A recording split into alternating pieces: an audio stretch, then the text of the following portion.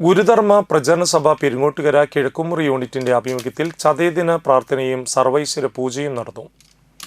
Unit president Mahadevan Chakkamattil അധ്യക്ഷത വഹിച്ചു.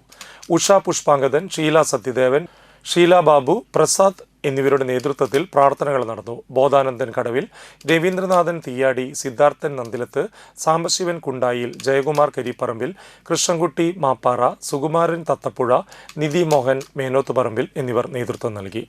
കാവുങ്ങൽ സുരേഷ് ശാന്തിയുടെ കാർമ്മികത്വത്തിൽ അർച്ചന നടന്നു. ഷെല്ലി സൂണിന്റെ പ്രഭാഷണവും ഉണ്ടായിരുന്നു.